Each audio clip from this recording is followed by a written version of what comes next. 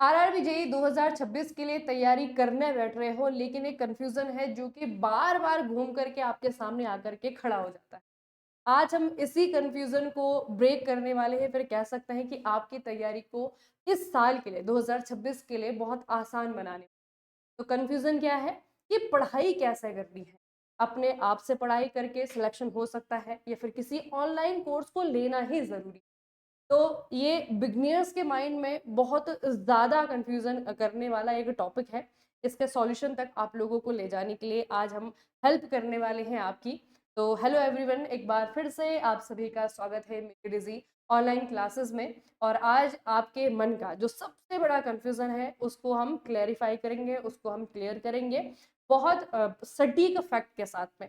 ठीक है, तो इस चीज़ के बारे में या फिर इस सब्जेक्ट के बारे में, इस कन्फ्यूज़न के बारे में जब भी हम बात करते हैं या फिर जब खुद भी आप एनालाइज करने बैठे या फिर खुद भी कोई डिसीजन लेने बैठे, तो आप लोगों को क्या करना है, दोनों चीज़ों को कंपेयर करना है। दोनों चीज़ों के फायदे आप लोगों को पता होने चाहिए, दोनों चीज़ के डिसएडवांटेज आपको पता होने चाहिए। ठीक है, और उसके बाद में जो है फाइनल कंक्लूजन पर आप लोगों को पहुंचना है। उसके अलावा कुछ ऐसे टॉपिक भी आपको बताए जाएंगे, कुछ ऐसे टिप्स आपको बताए जाएंगे कि चाहे आप सेल्फ स्टडी कर रहे हो, चाहे आप ऑनलाइन कोर्स से किसी की हेल्प ले रहे हो या फिर गाइडेंस के साथ में आप तैयारी कर रहे हो, तो कौन से ऐसे टिप्स हैं, कौन सी ऐसी चीजें हैं जो आपको करनी ही करनी है। ठीक है, जो कि आपको 101% सिलेक्शन की गारंटी देंगे। ऐसे टिप्स के बारे में भी आज हम इस सेशन में डिस्कस करने वाले हैं। तो मेरे साथ अतुल सर हैं जो कि आपको बताएंगे कि अगर आप आरआरबी जेईई 2026 के लिए सेल्फ स्टडी के माध्यम से तैयारी शुरू कर रहे हो, तो उसके क्या-क्या बेनिफिट हो सकते तो प्रिपरेशन की स्टार्टिंग और सबसे बड़ा कन्फ्यूज़न यही तो होता है ना कि हम सेल्फ स्टडी करें या फिर कोई कोर्स लें। अब देखो, सेल्फ स्टडी करो चाहे आप कोर्स लो, हर किसी के फ़ायदे अलग हैं और नुकसान अलग हैं। लेकिन हमें लास्ट में बस ये चीज़ एनालाइज़ होनी चाहिए कि भई हमारे लिए सबसे ज़्यादा इम्पोर्टेंट क्या है? ऐसा ना हो कि सेल्फ स्टडी के चक्कर में मैं काफ़ी इम्पोर्टेंट चीज़ें भूल जाऊँ या फिर छूट जाएँ मुझसे, या फिर कोर्स के चक्कर में मैं बहुत ज़्यादा टाइम दे ही ना पाऊँ जिस कारण मेरा सिलेक्शन ना हो पाए। तो है ना, तो इन्हीं छोटी-छोटी चीज़ों के बारे में जानेंगे, फ़ायदे भी देखेंगे कि भई ऑनलाइन के सॉरी सेल्फ स्टडी के और ऑनलाइन जो आप कोर्स परचेज़ करते हो उसके क्या फ़ायदे और क्या नुकसान हैं। तो चलिए स्टार्ट करते हैं। देखते हैं भाई, सबसे पहले स्टार्ट करते हैं, मैं आप लोगों को सेल्फ स्टडी के बारे में बताऊँगा कि क्या-क्या इसके फ़ायदे हैं, क्या-क्या नुकसान हैं। वहीं पर मैम आपको बताएँगी कि ऑनलाइन कोर्स अगर हम परचेज़ करते हैं तो उसके क्या फ़ायदे हैं, क्यों क्या नुकसान है, बिल्कुल न्यूट्रल रह के, है ना? ताकि आप लोगों का ज़्यादा से ज़्यादा बेनिफिट हो सके। चलिए, तो स्टार्ट करते हैं। सबसे पहले सेल्फ स्टडी के फायदे, तो कुछ पॉइंट्स यहाँ पर पहले से लिखे हुए हैं ताकि आपको चीजों को थोड़ा-सा और अच्छे तरीके से बताया जा सके। जैसे सबसे पहला क्या है, सबसे कम कॉस्ट, क्योंकि देखो बहुत से बच्चे का यही सबसे बड़ा प्रॉब्लम होता है, फाइनेंशियल पैसा। तो सेल्फ स्टडी की अगर आप बात करते हो तो इसमें थोड़ी-सी कम आपकी कॉस्ट पड़ती है ना, एक साथ आपको सारी चीज़ें, जैसे अगर हम बात करते हैं कोर्स की, तो ऑनलाइन कोर्स वैसे काफ़ी महँगे-महँगे भी रहते हैं, सस्ते-सस्ते भी रहते हैं, लेकिन अगर एक साथ पैसा दिया जाए तो वो हमेशा ज़्यादा ही लगता है। तो अगर आप सेल्फ स्टडी कर रहे हैं तो इसकी कॉस्ट क्या आती है, थोड़ी कम आती है, आप अपने हिसाब से बुक्स वगैरह ले सकते हैं। आप यूट्यूब पर भी काफ़ी सारी क्लासेस जो हैं, वो भी आप फ्री में देख सकते हैं। नोट्स आप लोग जो भी अपने आप से बनाते हैं उसको भी आप लोग चेक कर सकते हैं। देन नेक्स्ट आपके पास क्या है, फ्लेक्सिबल शेड्यूल, अपने टाइम और स्पीड के हिसाब से पढ़ने की आजादी, यानी जब मन चाहे आप पढ़ सकते हो। कोई ऐसा प्रेशर नहीं है कि भाई क्लास अभी स्टार्ट होने वाले तो मेरे को अब किसी भी तरीके से टाइम क्या करना है, यहाँ पर निकालना है, तब जाकर मेरी क्लास होगी। या फिर आपकी रिकॉर्डेड क्लास में देख रहा हूँ, अरे यार मेरे को टाइम निकालना है, 2-3 घंटे की क्लास है, किस तरीके से निकालूं? तो सेल्फ स्टडी में क्या है, आप अपने हिसाब से टाइम को मैनिपुलेट कर सकते हैं, है ना? आप मॉर्निंग में अपना रूटीन बना सकते हैं। आप अपने हिसाब से, आपको लगता है कि यार मैं जैसे जॉब कर रहा हूँ तो मेरे पास, अगर हम बात करें तो टाइम की कमी है, तो मैं अपने हिसाब से काम करता हूँ, सुबह तो नहीं रख सकता, दिन में तो नहीं रख सकता, शाम को मैं क्या करता हूँ, अपना शेड्यूल बनाता हूँ। मतलब आप अपने हिसाब से टाइम को क्या कर सकते हो, फ्लेक्स कर सकते हो, जिस हिसाब से आप स्टडी कर सकते हो, नोट्स अपने पढ़ सकते हो, अपने खुद से भी क्या बना सकते हो, नोट्स बना सकते हो। देन नेक्स्ट आपके पास कॉन्सेप्ट बिल्डिंग, बेहतर खुद से रिसर्च करके समझने पर कॉन्सेप्ट हमेशा के लिए क्लियर हो जाता है ना? बचपन में ऐसे तो होता था आपके पास, अगर हम बात करते हैं टीचर की, तो हमें क्वेश्चन देते थे, हम उसको सॉल्व करते थे, नहीं होता था तो लगे रहते थे जब तक वो आपका सॉल्व नहीं होता था, और जैसे ही वो क्वेश्चन सॉल्व हो जाता था हमसे, फिर कभी उसमें कोई कंफ्यूजन नहीं होती थी।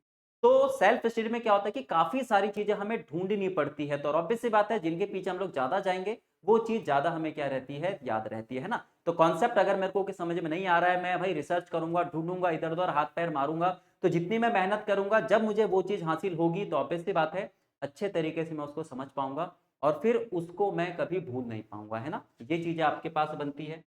नेक्स्ट, पीवाईक्यूज पर फोकस, प्रीवियस ईयर क्वेश्चंस पर ज्यादा और सीधा फोकस कर पाते हैं। भाई डायरेक्ट मेरे को पीवाईक्यू करना, उठाए मैंने पीवाईक्यू, अब तो पीवाईक्यू ऐसा है कहीं से भी आप लोग को मिल सकते हैं, डायरेक्ट उसको देखा, अच्छे तरीके से एनालाइज करा, खुद से एनालाइज करा, खुद से उसको सॉल्व करा। अगर आपको नहीं हो पा रहा है क्वेश्चन सॉल्व, तो आपने ढूंढने की कोशिश करी, वो फिर क्वेश्चन आपके पास जब आपने ढूंढा, आपको मिला उसका सॉल्यूशन, तब आपका कॉन्सेप्ट भी क्लियर हो जाएगा। यानी जो आपके पास थर्ड वाली लाइन थी, वो थोड़ी सी ज्यादा इंपॉर्टेंट है कि आप लोगों को थोड़े से हाथ पैर मारने पड़ेंगे, ठीक है। देन उसके बाद स्टार्ट होता है आपके पास मैम का टॉपिक। अब मैम आपको बताएंगी कि कोर्स के क्या क्या फायदे हैं। तो आप लोगों को क्लियर हो गया होगा कि आप अगर खुद से पढ़ रहे हो तो उसके क्या-क्या बेनिफिट। अब आप मुझसे जानिए कि अगर आप किसी ऑनलाइन कोर्स से जुड़े हुए हो तो उसके क्या-क्या फायदे हैं। तो सबसे पहले बच्चे, अगर हम कोर्स के फायदे की बात करते हैं, किसी गाइडेंस वाले कोर्स की बात करते हैं, उसमें बच्चे आप लोगों का अच्छा कोर्स में सिर्फ ये मत समझना कि आजकल ऑनलाइन है तो ऑनलाइन कोर्स की बात हो रही है ना। आप जो है ऑफलाइन कोचिंग भी अगर कर रहे हो तो वो भी एक तरीके से कोर्स ही है, क्योंकि सारी की सारी चीजें जो है वहां पर आपको देखने को यही मिलने वाली है। देखो, सबसे पहले आपका जो फायदा है ना बच्चे, वो है आपका स्ट्रक्चर्ड प्रिपरेशन। इसका मतलब क्या है कि हमें मालूम है कि आरआरबी जेई सीबीटी 1 के लिए या फिर किसी भी फैकल्टी को मालूम है कि आरआरबी जेई सीबीटी 1 के लिए अगर मैथ्स पढ़ाना है तो इतना ही पढ़ना है, अगर रीजनिंग पढ़ाना है तो इतना ही पढ़ना है। जीके आप लोगों को पता है कि ये बिल्कुल लिमिटलेस चीज है, मतलब इसमें कोई लिमिट नहीं है, लेकिन फिर भी उसमें से कुछ चीजें उठा करके आपको पढ़ाई जाती हैं, आपको समझाई जाती हैं।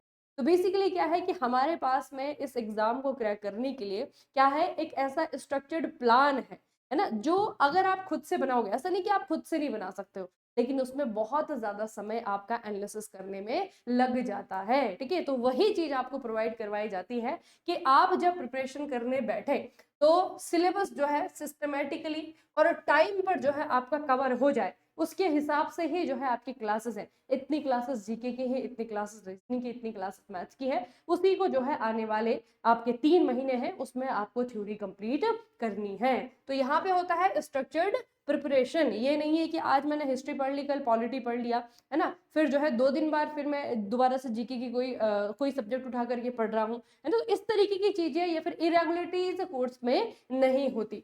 उसके बाद में बच्चे आपका क्या है कि टाइम बच जाता है। जैसा मैंने आपको कहा कि जो फैकल्टी है, फिर जो टीचर है ना, वो सब कुछ जो है ढूंढ ढांड करके हर चीज का निचोड़ निकाल करके जो है आपको कंटेंट सौंपता है ना। तो जो रिसर्च वाला टाइम है वो आपका बच जाता है।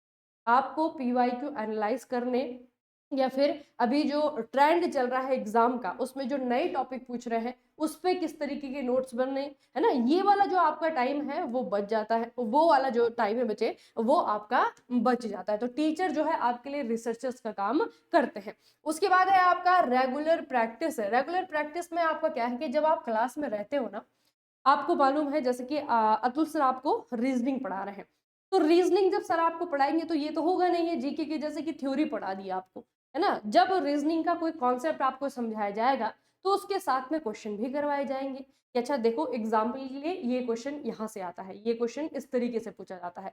तो साथ साथ में जो है आप क्या हो, प्रैक्टिस में भी लीन रहते हो, प्रैक्टिस में भी जो है लगातार आप कनेक्ट रहते हो, ठीक है। तो ये एक बहुत बड़ा फायदा होता है कि जो चीज आप पढ़ रहे हो साथ साथ में जो है आपका प्रैक्टिस भी कर रहे हो।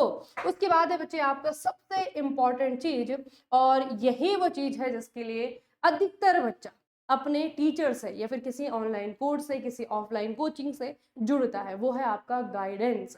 क्योंकि आजकल की डेट में इंफॉर्मेशन इतनी ज्यादा है ना, आपके पास में मोबाइल है, मोबाइल पे एक सर्च करने पे आप किसी भी प्लेटफॉर्म पे हो, आपको बहुत सारी इंफॉर्मेशन मिल जाती है। है ना? तो उस इंफॉर्मेशन में से कौन से आपके काम की है, कौन से काम की नहीं है, इस एग्जाम के लिए आपको कितना समय लगेगा, इस एग्जाम के लिए आपको कितना पढ़ना है, किस सब्जेक्ट को कितना टाइम देना है, क्या जीके का ये टॉपिक इस एग्जाम के लिए बहुत इंपॉर्टेंट है या फिर नहीं है, ये सारी के सारी जो गाइडेंस है वो आपको आपके मेंटोर से मिलती है, यानी कि टीचर से मिलती है। ठीक है, तो इसी चीज के लिए जो है बच्चे, आप किसी भी टीचर से या फिर कह सकते हैं कि अपने मेंटोर से या फिर कह सकते हैं कि सब्जेक्ट एक्सपर्ट से जुड़ते हैं, जो कि कोर्सेज का सबसे बड़ा एक तरीके से बेनिफिट भी रहता है। ठीक है, अब जो है दोबारा से आते हैं हम, लेकिन थोड़ा सा नेगेटिव चीजों पे, कि सेल्फ स्टडी अगर करते हैं तो क्या क्या इसके डिसएडवांटेज है या फिर इसकी लिमिटेशंस क्या है, और अगर कोर्सेज आप लोग खरीदते हैं तो इसकी डिसएडवांटेज या फिर इसकी लिमिटेशंस। तो सर पहले आपको बताएंगे कि तो सेल्फ वैसे स्टडी। तो आपके पास देखो बहुत सारे पॉइंट्स थे, ठीक है, ऐसे नहीं कि सिर्फ यही 4 हैं, और भी आपके पास बहुत ज़्यादा पॉइंट्स थे, लेकिन जो मोस्ट इंपॉर्टेंट पॉइंट्स थे, जहाँ से बच्चा एक्चुअल में चीज़ें स्टार्ट करता है या फिर जहाँ से कन्फ्यूज़न स्टार्ट करती हैं, वही सारे के सारे पॉइंट्स हमने फ़ायदे में भी लिए हैं और वही सारे के सारे आपके पास उसका हमने लिमिटेशंस में भी लिए हैं, यानी कि उसके नुकसान में भी लिए हैं। तो देखते हैं भाई, सेल्फ स्टडी की अगर हम बात करते हैं तो इससे पहले हमने फ़ायदे के बारे में देखा कि भाई हमें खुद से वहाँ पर जुड़ना पड़ता है, खुद से चीज़ें ढूँढनी पड़ती हैं, अपने हिसाब से हम टाइम क्या कर सकते हैं, रख सकते हैं, है ना? सारी की सारी चीज़ें। तो अगर हम बात करें यहाँ पर सेल्फ स्टडी की प्रॉब्लम्स के बारे में, तो सबसे पहला क्या है, डायरेक्शन की कमी। जैसा कि मैम ने अभी आपको बताया था गाइडेंस है ना, डायरेक्शन में क्या होता है कि हम काफी सारी चीजें ढूंढने लग जाते हैं, हमें एक्चुअल में उतना ज्यादा नहीं पता चलता कि हमारे लिए क्या बहुत ज्यादा इंपॉर्टेंट है, कौन सा हमारे लिए लीस्ट इंपॉर्टेंट है ना? क्योंकि अगर हमें इंपॉर्टेंस पता चले किसी चीज की कि भाई पेपर में ये चीज ज्यादा इंपॉर्टेंट है, तो उस पर हम लोग ज्यादा फोकस करें। जो आपका लीस्ट इंपॉर्टेंट होता है वहां पर हम लोग कम क्या करें, थोड़ा सा फोकस करें, है ना? तो सबसे इंपॉर्टेंट आपके पास प्रॉब्लम जो है वो यही है कि भाई बहुत बड़ा सिलेबस है, क्या पढ़ना है क्या छोड़ना है ये हमारे लिए तय करना थोड़ा सा क्या हो जाता है, मुश्किल हो जाता है। ठीक है, नेक्स्ट, अगले की अगर हम बात करें, कंसिस्टेंसी की प्रॉब्लम, ये सबसे बड़ी प्रॉब्लम है, क्योंकि यहां पर सेल्फ स्टडी में हम अपना टाइम टेबल बनाते हैं, अपने अकॉर्डिंग टाइम का शेड्यूल हम करते हैं, लेकिन क्या हम उसे कंटिन्यू कर पा रहे हैं? हमने 1 दिन करा, 2 दिन करा, 3 दिन करा, 2-3 दिन हमने नहीं करा, लेकिन वो 2-3 दिन का जो हमें लॉस हुआ, क्या उसको मैं दोबारा कवर कर पाऊंगा? कंसिस्टेंसी थोड़ी सी क्या हो जाती है, यहाँ पर कम हो जाती है। और सबसे इंपॉर्टेंट कंसिस्टेंसी ही है, चाहे आप सेल्फ स्टडी की बात करो, चाहे आप किसकी बात कीजिए, कोर्स की बात कीजिए। ठीक है, कि बिना किसी बाहरी दबाव के लगातार डिसिप्लिन और शेड्यूल बनाए रखना एक बड़ा चैलेंजर होता ही है, कि जब तक हमारे पास प्रेशर ना हो, हम तो बोलते हैं चल यार देखी जाएगी, जैसे होते हैं ना बच्चे कि भाई जब तक नोटिफिकेशन नहीं आएगा पढ़ना स्टार्ट नहीं करेंगे, चलो भाई नोटिफिकेशन आ गया। और बोलते हैं जब तक मेरे को इसकी डेट के बारे में पता नहीं चलेगा कि भाई इसका सीबीटी 1 कब होगा, तब तक मैं अच्छे तरीके से नहीं पढ़ूंगा, मतलब तभी मैं पढ़ना स्टार्ट करूंगा। बहुत सारे बच्चे यही बोलते हैं कि सर सीबीटी 1 की डेट कब आने वाले, सीबीटी 1 आपके पास कब होगा, ये सारी की सारी चीजें। अरे भाई 100% आपके पास होगा उसका, तो पहले से चीजें प्रिपेयर करते हुए चलो ना। तो सेल्फ स्टडी में ये थोड़ी सी क्या होती है, दिक्कत होती है कंसिस्टेंसी की। नेक्स्ट, अगर डाउट सॉल्विंग, ये है ना सबसे बड़ी दिक्कत, कि उसी टाइम या फिर कुछ टाइम के अंदर हमारा डाउट सॉल्व नहीं हो पाता, क्योंकि जब हम सेल्फ स्टडी करते हैं, जब हम अलग अलग जो सोर्स होते हैं वहां से चीजें कलेक्ट करते हैं, तो कभी कभी हमें डाउट्स भी मिल जाते हैं कि भाई ये इस तरीके से सॉल्व होता है, ये इस तरीके से सॉल्व होता है। अब इन दोनों में से कौन सा तरीका सही है, क्योंकि दोनों के अलग अलग आंसर आ रहे हैं। ये थ्योरम इस तरीके से है, ये थ्योरम इस तरीके से, लेकिन इसने इस तरीके से बताया है, इसने इस तरीके से बताया, दोनों में आपके पास अलग चीज कंफ्यूजन है, तो ये चीज आपकी क्लियर नहीं हो पाती। और ऑब्वियस सी बात है, स्टूडेंट की लाइफ में अगर डाउट आ गया तो फिर सिलेक्शन बहुत दूर हो जाता है, तो ये चीजें थोड़ी सी दिक्कत करती है। ठीक है, और ये मैंने मोस्ट बेसिक बेसिक पॉइंट रखे हैं। मैंने कहा है ना कि जहाँ से चीज़ें बच्चा स्टार्ट करता है, कहाँ से उसको प्रॉब्लम होगी, क्या उसको बेनिफिट देंगे, वही वाले पॉइंट हमने ऐड करे हैं। तो ये दिक्कत होती है हमारी सेल्फ स्टडी में, डायरेक्शन की कमी होती है, कंसिस्टेंसी की कमी होती है, डाउट और कॉन्सेप्ट जब हम फंस जाते हैं किसी चीज पे, तो वो टाइमली सॉल्व नहीं हो पाते। और टाइमली अगर सॉल्व नहीं हो पाएंगे तो ऑब्वियस सी बात है, उनसे रिलेट करता हुआ अगर कोई क्वेश्चन आएगा ना पेपर में भी, फिर हमारा डाउट ही रहेगा, वो हम सॉल्व नहीं कर पाएंगे। तो ये कुछ आपके पास मोस्ट इंपॉर्टेंट प्रॉब्लम्स थी सेल्फ स्टडी की। अब मैम आपको बताएंगी कि कोर्स की लिमिटेशंस क्या क्या है। बिल्कुल सर। सर ने आपको बहुत अच्छे तरीके से समझाया है कि अगर आप खुद से पढ़ रहे हैं, तो इन चीज़ों का ख़्याल रखना है कि इन चीज़ों को कम करें या फिर इन चीज़ों को नेगलेक्ट करें, है ना? जितना ज़्यादा हो सकता है कम करने की कोशिश करना, क्योंकि ये प्रॉब्लम्स आएँगी आपके सामने, जब आप खुद से तैयारी करने बैठोगे। अब थोड़ा सा कोर्स की लिमिटेशन की बात कर लेते हैं और इस पे हम भी लगातार काम करते हैं। तो सबसे पहले बच्चे आपका कोर्स की जो लिमिटेशन है ना, या फिर कह सकते हैं जो एक्चुअल चीज है, आपको मालूम है कि कोई भी ऑनलाइन कोर्स है या फिर कोई भी जो है आपका गाइडेंस, आप कोचिंग ले रहे हैं, मटेरियल है ना, उस पर्टिकुलर चीज से कभी भी जो है आपका ये नहीं होता कि हाँ 100% आपका सेलेक्ट, क्योंकि आखिरी में क्या मैटर करता है, आपके एफर्ट मैटर, है ना। जो जैसे मैंने आपको बताया था कि गाइडेंस जो है जैसे हमने आपको दी, उसका कितना परसेंट आपने इम्प्लीमेंट कर पाया, है ना। अब हम तो क्या है, सारी की सारी आइडियल चीजें आपको बताएंगे, इतने घंटे जीके पढ़ो, इतने घंटे रीजनिंग पढ़ो, इतने घंटे मैथ्स पढ़ो, अब एग्जाम आने वाला है, मॉक टेस्ट देना शुरू कर दो। लेकिन वो बात कितने बच्चे सुनते हैं और कितने बच्चे मानते हैं, और वो डिपेंड करता है कि कितना सिलेक्शन इस कोर्स। ठीक है, तो अगर ऐसे बच्चों की परसेंटेज ज्यादा है जो ध्यान से सुनते हैं अपने मेंटोर की बात और उसको इम्प्लीमेंट भी करते हैं ईमानदारी से, तो 101% उसने जैसे उसको गाइड किया गया, अगर वो फॉलो किया, वो इम्प्लीमेंट किया है, तो उसका सिलेक्ट। हाँ, ठीक है, तो हमारे लिए एजुकेटर है जो आपका मेंटोर है, या फिर जो आपका कोर्स क्रिएटर है जो आपका कोचिंग करवा रहा है, उसके लिए सबसे बड़ी जो प्रॉब्लम है आज की डेट में वो यही है कि आपसे वो काम करवाया जा सके जो आपके लिए ज़रूरी है, जिससे कि आपका सिलेक्शन होना है। ठीक है, उसके बाद जो है बच्चे आपका क्या है, पैसिव लर्निंग का खतरा रहता है। पैसिव लर्निंग ये सिर्फ आपको ऑनलाइन में ही देखने को मिलेगा। बेसिकली क्या होता है ना बच्चे, कि अभी सारी की सारी चीजें जो है आपकी डिजिटाइज हो गई है, आप वीडियोस देख रहे हो, ठीक है, फिर साथ में जो है आपको पीडीएफ से पढ़ने की आदत हो गई है ना। तो जो पहले हम लोग पढ़ा करते थे या फिर हमारे जो पहले के और जनरेशन है, उन्होंने जो पढ़ा है ना वो उन्होंने किताबों से पढ़ा है। ठीक है, किताबों से पढ़ा है, तो किताबें उनके डायरेक्ट कांटेक्ट में होती है ना। अब जब किताब पे कोई चीज नहीं समझ में आई तो उसको जो है रिसर्च करने बैठेंगे, दूसरी बुक में ढूंढेंगे, उसमें नहीं मिलेगा, तीसरी बुक में ढूंढेंगे, ढूंढने के लिए और बहुत सारी चीजें जो है आपके पढ़ेंगे, जब पढ़ेंगे तो समझेंगे। इसमें जो है एक्टिव लर्निंग होती है ना। लेकिन पैसिव लर्निंग में क्या है कि कोई चीजें जो है आप लोगों के लिए पहले से बना बनाया है ना, बस आपको जो है वो समझना है। लेकिन कई बार क्या होता है कि यही समझना बच्चों के लिए काफी मुश्किल हो जाता है, और खास करके तब जब आपकी चीजें इस तरीके से होती है, वीडियो फॉर्मेट में आपको लेक्चर मिल रहा है और उसको बंद करने की सहूलियत भी आपके पास में है कि बंद कर दो कल देख लेंगे, बंद कर दो परसों देख लेंगे, है ना। उसको जो है आपका फॉरवर्ड करने की सहूलियत भी आपके पास में हो जाती है। तो पैसिव लर्निंग का सबसे बड़ा डिसएडवांटेज यही है कि बच्चा जिसको की ईमानदारी से अपनी चीजें करनी चाहिए, है ना, वो नहीं कर पाता है, क्योंकि उसके पास में क्या है, कैरी फॉरवर्ड करने के खूब सारे ऑप्शंस। तो पैसिव लर्निंग का यहाँ पे एक खतरा बना रहता है बच्चे, है ना। सिर्फ जो है वीडियो देखे रहने से या फिर आपको पीडीएफ मिल जाती हैं, उससे जो है दिमाग या फिर कॉन्सेप्ट कई बार नहीं ओपन होते हैं, जब तक आप खुद से उन चीजों को एक बार पढ़ ना लो या फिर खुद से जो है उस चीज के बारे में रिसर्च ना कर लो, है ना। तो ये जो है एक थोड़ा सा डिसएडवांटेज इसमें रहता है। उसके बाद जो है बच्चे आपका क्या होता है ना, कैंडिडेट जो है, आप भी हैं, आप में से बहुत सारे ऐसे स्टूडेंट भी हैं जो कि बिगिनियर्स होंगे, पहली बार एग्जाम दे रहे होंगे, लेकिन सभी बच्चों का लेवल एक जैसा नहीं होगा, है ना। हर बच्चा जो है वो एक लेवल से स्टार्ट नहीं करता है। हो सकता है कि किसने अपने एकेडमिक्स में बहुत अच्छा पढ़ा हो सकता है कि किसने अपने एकेडमिक्स में अच्छा पढ़ा ही नहीं है ना। वो पहली बार हिस्ट्री पढ़ेगा, पहली बार रीजनिंग पढ़ेगा, पहली बार मैथ्स पढ़ेगा।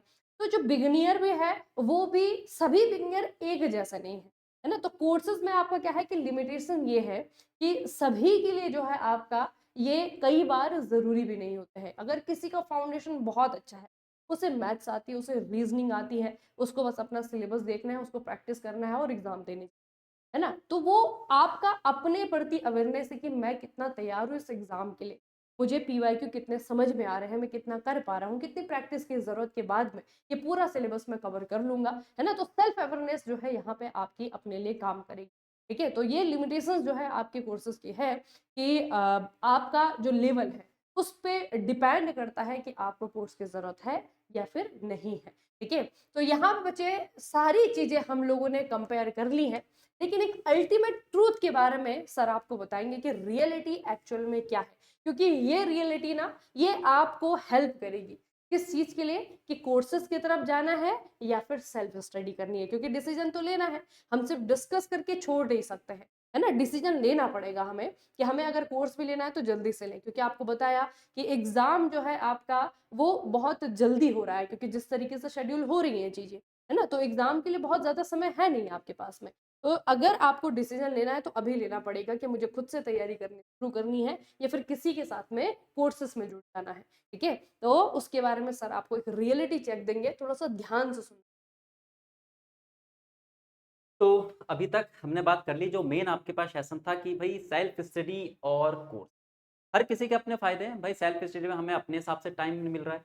वहाँ पर हमें खुद से हाथ-पैर मारने पड़ रहे हैं, खुद से सारी की सारी चीज़ें ढूँढनी पड़ रही हैं, जिससे हम अच्छी तरीके से चीज़ों को समझ भी रहे हैं, पढ़ भी रहे हैं, लेकिन थोड़ा-सा एफर्ट बहुत ज़्यादा करने पड़ रहे हैं। वहीं पर कोर्स की बात करें तो वहाँ पर ये सारी की सारी मेहनत हम लोगों ने आप लोग के लिए करी है। हमने खुद से हाथ-पैर मारे हैं, हर जगह से ढूँढी है सारी की सारी चीज़ें और वो सारा का सारा डेटा कलेक्ट करके आप लोग को दिया है ना। हर चीज़ के फ़ायदे भी हैं, हर चीज़ के आपके पास नुकसान भी हैं। लेकिन सबसे इम्पोर्टेंट चीज़ जो आप लोगों ने देखी होगी वो है कंसिस्टेंसी। कि आप कंसिस्टेंट हो कि नहीं हो, कोई फ़र्क नहीं पड़ता भाई, बहुत से बच्चों ने सेल्फ स्टडी से निकाला है ना? जब आपके पास ऑनलाइन कोर्सेज़ वगैरह अभी तक तो आपके पास बहुत सारे हो चुके हैं, लेकिन जब आपके पास पहले नहीं थे, तो तभी भी तो आपके पास बच्चे निकालते थे। अभी भी आपके पास बच्चे सेल्फ स्टडी से निकाल लेते हैं, बस आपकी कंसिस्टेंसी होनी चाहिए उसमें। तो अगर हम बात करते हैं कि भाई आपने कोर्स लिया, लेकिन बस कोर्स लिया, आप देख रहे हो उसको बस, क्योंकि चीज़ों को पढ़ने में और समझने में ज़मीन-आसमान का अंतर है। सिलेबस हर किसी का कवर होता है, लेकिन क्या वो पेपर में सही कर पाता है? ये भी तो मैटर करती है। हर चीज़ हर तरीके से आप लोगों ने पढ़ रखा है, लेकिन क्या वो आप लोग को याद है कि नहीं? क्या आपके कॉन्सेप्ट क्लियर हैं कि नहीं? है ना? सिलेबस कवर करने का मतलब ये नहीं होता कि सिलेक्शन हो। सेम वैसे कोर्स अगर आपने ले लिया तो इसका ये नहीं कि सिलेक्शन है, एफर्ट्स खुद से भी वहाँ पर डालने पड़ते हैं। तो अगर आपने कोर्स लिया है, प्रैक्टिस ही नहीं कर पा रहे हो तो कोई फ़ायदा है ही नहीं उसका, ठीक है? क्योंकि मैथ्स, रीज़निंग सिर्फ़ याद करने की चीज़ नहीं है ना, यहाँ पर आप लोगों को प्रैक्टिस करनी पड़ेगी।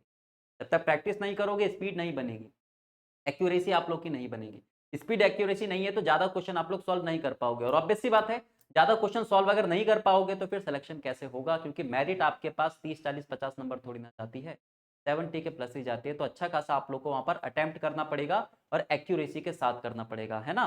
ताकि क्वेश्चन ज़्यादा से ज़्यादा आपके क्या हों, सॉल्व भी हों और सही भी हों। चलो ठीक है भाई। कोर्स फिर बात करते हैं सेल्फ स्टडी। तो आपने भाई हर एक चीज कवर कर लिया, हर एक चीज आप लोगों ने पढ़ ली है, सेल्फ स्टडी खुद से आपने हाथ पैर मारे हैं, लेकिन भाई पूरे नोट्स बनाने के बाद आप लोगों ने प्रैक्टिस करी ही नहीं, तो क्या ही फायदा हुआ? वो भी आपको किधर की साइड ले जाएगा? फेलियर की साइड ले जाएगा। ठीक है? तो सबसे इंपॉर्टेंट चीज़ क्या है कि आप कुछ भी चीज़ कर रहे हो तो कंसिस्टेंसी के साथ करो, लेकिन साथ ही साथ उसकी प्रैक्टिस करते रहो, क्योंकि जितने अच्छे तरीके से आप लोग प्रैक्टिस करोगे, उतने हैबिचुअल आप लोग उन चीज़ों से होते रहोगे और ऑब्वियस सी बात है, जितने हैबिचुअल आप लोग बनोगे ना, फिर आपको चीज़ें रटनी नहीं पड़ेंगी। बहुत बार आपके पास माइंड तो ऐसी चीज़ है कि एक बार आपने अगर उसको आदत डाल दी, उसके बाद ऑटोमेटिक वो सारी की सारी चीज़ें खुद करता है। तो ये है आपके पास बेसिक सी चीज़ें, अल्टीमेट ट्रुथ कि भाई सिर्फ कोर्स से सिलेक्शन नहीं हो सकता, सिर्फ सेल्फ स्टडी से नहीं हो सकता, आपको कंसिस्टेंसी दिखानी पड़ेगी, प्रैक्टिस आप लोग को करनी पड़ेगी, सारे कॉन्सेप्ट अपने क्लियर करने पड़ेंगे, देन उसके बाद आप सिलेक्शन की सोच सकते हो। बिल्कुल। तो ये तो जो है आपका अल्टीमेट ट्रुथ है, अगर ये नहीं तो फिर क्या ऑप्शन है? कैसे सिलेक्शन होगा आप लोग, है ना? चाहे आप सेल्फ स्टडी के साथ में जाते हो या कोर्सेज़ के साथ में जाते हो बच्चे। ये एक पाथ है, अगर आप कोर्स चुन रहे हो, है ना? तो बेसिकली सारा सब्जेक्ट आपको मिलेगा, सब कुछ जो है मटेरियल आपको मिलेगा, कंटेंट आपको मिलता है। साथ में जो है आपका प्रैक्टिस, आईक्यू एनालिसिस और मॉक टेस्ट, ठीक है? ये देना बहुत ज़रूरी है, इन चीज़ों को करना बहुत ज़रूरी है, तब जाकर के ही फाइनल सक्सेस आपको मिलेगी। अगर आप खुद से पढ़ रहे हो, तभी भी आपको क्या करनी है? प्रैक्टिस करनी है, पीवाईक्यू करने हैं और साथ में आपका मॉक टेस्ट देना है, ठीक है? तो ये जो चीज़ है ना बच्चे, आरआरबी जेईई के एग्ज़ाम के लिए याद रखना, अगर आप खुद से तैयारी कर रहे हैं, ठीक है? उसमें भी आप लोगों को ये चीज़ें करनी ज़रूरी है और अगर आप ऑनलाइन कोर्स से जुड़ रहे हैं, उसमें भी आप लोगों को ये चीज़ करनी ज़रूरी है, ठीक है? याद रखना। तो आई थिंक आप लोगों का एक बहुत बड़ा कन्फ्यूज़न क्लियर हुआ होगा कि अगर हम कोर्सेज़ के साथ में जाते हैं, तो क्या हमको बेनिफिट होगा, क्या हमको नुकसान होगा? और अगर आप खुद से पढ़ते हैं, तो क्या आप लोगों को बेनिफिट होगा और क्या आपके नुकसान, ना कौन-सी चीज़ें हैं जो कि रह जाएँगी। लेकिन अल्टीमेट जो आपको एक पाथ बताया है, एक सीढ़ी आपको बताई है एग्ज़ाम क्लियर करने की, वो बच्चे यही है। यही चीज़ें आपको करनी है, आगे जो आपके 5 महीने आने वाले हैं, उसमें आपको यही करना है। इसी के लिए शेड्यूल बनाइए, इसी के लिए चीज़ों को करिए और इसी के अकॉर्डिंग जो है अपनी चीज़ों को फ़ॉलो करिए, इम्प्लीमेंट करिए। ठीक है? और अगर आप मेक इट ईज़ी से जुड़ करके पढ़ना चाह रहे हो, ना जैसे आपको कोर्सेज़ के नुकसान, फ़ायदे मैंने दोनों बताए हैं और अगर आप हमारे साथ में जुड़ कर के पढ़ोगे, तो एक चीज़ की गारंटी यही है कि ये जो सारे के सारे बच्चे आपके स्टेप्स हैं, है ना? ये सारे के सारे तैयार आपको मिलेंगे और वो भी एग्ज़ाम ओरिएंटेड कंटेंट के साथ में, है ना? क्योंकि वो होना बहुत ज़रूरी है। हमारे एग्ज़ाम में बहुत सारी चीज़ें ऐसी आती हैं जो कि आप लोगों ने देखा होगा कि सिलेबस में तो नहीं लिखा था लेकिन आ गई, है ना? बहुत सारी चीज़ें ऐसी भी हो जाती हैं कि न कई बार नया नई कोई चीज़ इंट्रोड्यूस हो जाती है ना? तो उन चीज़ों को देख कर के हम क्या करते हैं कि अपना जो विश्वास है, अपनी किताबों पे, अपने कंटेंट पे हम विश्वास खो देते हैं कि यार यहाँ से तो आता ही नहीं है, ये चीज़ें तो पूछी नहीं जाती। क्या करें? जीके में तो जितना पढ़ लो उतना ज़्यादा जो है कम है ना? अधिकतर जो है जनरल साइंस में या फिर जनरल अवेयरनेस में ये चीज़ें बच्चा बहुत ज़्यादा सोचता है, ख़ास करके इंजीनियर जो है, क्योंकि बहुत कम जीके पढ़ने का टाइम आप लोगों को मिलता है ना? तो आप लोगों की जो थिंकिंग है वो ये बन जाती है कि यार ये तो बहुत ज़्यादा है, इसको क्या ही पढ़ना है ना? तो वो चीज़ें नहीं होती है। क्या है ना कि हमें 100% के लिए या फिर 100 में से 100 लाने के लिए नहीं पढ़ना है, हमें टॉप नहीं करना है एग्ज़ाम, हमें क्लियर करना है एग्ज़ाम, वो भी बाकियों को पीछे छोड़ते हुए। हमें अपने मार्क्स को मैक्सिमाइज़ करना है। तो हमेशा फ़ोकस इसी चीज़ पे करना है और वही चीज़ को सोचते हुए भी हम लोग आपके लिए कंटेंट बनाते हैं। हर साल जो है कंटेंट को अपडेट करते हैं, अपडेटेड वर्ज़न आपके सामने रखते हैं, है ना? कि इस बार जो है पिछले साल ये कंटेंट में चीज़ें चेंज हुई हैं, एग्ज़ाम का पैटर्न इस तरीके से चेंज हुआ है। उसके साथ में हमारा जो कोर्स है, वो भी जो है आपका अपडेट होता रहता है, ठीक है? तो जो अपडेशन है, वो जितना ज़रूरी है, वो करके जो है आप लोगों के लिए कोर्स बनाया है। और आप लोगों को बच्चे हमेशा यही माइंड में रखना है कि हमें क्या नहीं करना, हमें 100 में से 100 नंबर नहीं लेकर के आने हैं। हमें उतने लाने हैं जो कि हमें सारी की सारी पोस्ट क्लियर करवा दे। सीबीटी 1 हमारा इतने अच्छे नंबरों के साथ में क्लियर हो कि हम जो है सीबीटी 2 के बारे में बहुत ज़्यादा ना सोचें या फिर सीबीटी 2 में कम से कम हमारे पास में ये कन्फर्मेशन रहे कि किसी न किसी पोस्ट हमारा एग्ज़ाम हो ही जाएगा। कहीं न कहीं तो नाम आ ही जाएगा। ठीक है? तो उसके लिए सीबीटी 1 में बहुत अच्छे कंटेंट के साथ में पढ़ना ज़रूरी है और उसके लिए जुड़ना है आपको मेक इट ईज़ी मैकेनिकल से। Make it easy mechanical mobile application है, वहाँ पे जाएँगे, वहाँ पे आप लोगों को आरआरबी जेईई सीबीटी 1 का कोर्स ठीक है? अब थोड़ा-सा ये बच्चे आप लोगों को बता देते हैं कि अगर हम कोर्सेज़ की बात करें, अगर आप हमारे उस पे जाते हो, वेबसाइट पे जाते हो, तो आरआरबी के बहुत सारे ऑप्शंस हैं हमारे पास। ठीक है? जैसे आरआरबी जो मैकेनिकल इंजीनियर है, उसके लिए आरआरबी जेईई वीआईपी कोर्स इसमें बेसिकली क्या है, जो हमारा पुराना कोर्स है वो भी है, जो नया आपका लाइव चल रहा है वो भी है, जो नई क्लासेस आपकी चल रही हैं वो भी है, जो पुरानी क्लासेस आपकी हो चुकी हैं वो भी है ना? तो यहाँ पे क्या है कि एक साथ जो है 5 कोर्सेज़ यहाँ पे मिल रहे हैं और जो सबसे इम्पोर्टेंट चीज़ है वो है आपका आरआरबी जेईई सीबीटी 1 क्योंकि पहले तो यही सीढ़ी आपको पार करनी है। इसके लिए बच्चे आपका लाइव प्लस रिकॉर्डेड बैच है और जैसे हमने आप लोगों को बताया कि ये जो है आपका एक पाथ है, तो वही चीज़ बच्चे आपको यहाँ पे मिलेगी। लाइव एमसीक्यू प्रैक्टिस आपको मिल जाएँगी, ठीक है? आपको जो है कंप्लीट पीडीएफ नोट्स मिल जाएँगे, वीडियो लेक्चर्स के साथ में आपको डाउट सेशन मिल जाएँगे, आपको लाइव डिस्कशन मिल जाएगा, आपको हर प्रॉब्लम का सॉल्यूशन आपको आपका मेंटर देगा, आपका टीचर देगा, है ना? कोई भी प्रॉब्लम हो रही है कोर्स से रिलेटेड, पढ़ाई के दौरान प्रिपरेशन में बहुत सारी चीज़ें आती हैं। कोई भी आपको दिक्कत होती है, परेशानी होती है, प्रॉब्लम होती है, उसको डिस्कस कीजिए मेंटर के साथ में, लेकिन फँसिए मत। लगातार जो है बढ़ते रहिए। ठीक है? तो ये सारी की सारी चीज़ें बच्चे आपको यहाँ पे मिलती हैं और वो हमने ऐसे ही डिज़ाइन की हुई है जैसे कि आरआरबी के लिए ज़रूरी है। एक बार ज़रूर से आप लोग विज़िट कीजिएगा मेक इट ईज़ी मैकेनिकल पे। आज का जो गाइडेंस सेशन था उसे हम यहीं पे समाप्त करते हैं। इसी तरीके के गाइडेंस सेशन या फिर आपके जो डाउट आते हैं, आप जो मुझे हम लोगों को टेलीग्राम में जो मैसेजेस भेजते हैं ना, उसका ही बच्चे आपका ये एक उत्तर है। अब आप लोगों को जो है आपका ये देखना है, ये थोड़ा-सा कंपेयर करिए और देखिए डिसाइड करिए कि क्या चीज़ आप लोगों के लिए बेहतर रहेगी। मिलते हैं आप लोगों को किसी और सेशन में, तब तक के लिए बढ़ते रहिए। सारा ख्याल रखिएगा। आप सभी का बहुत-बहुत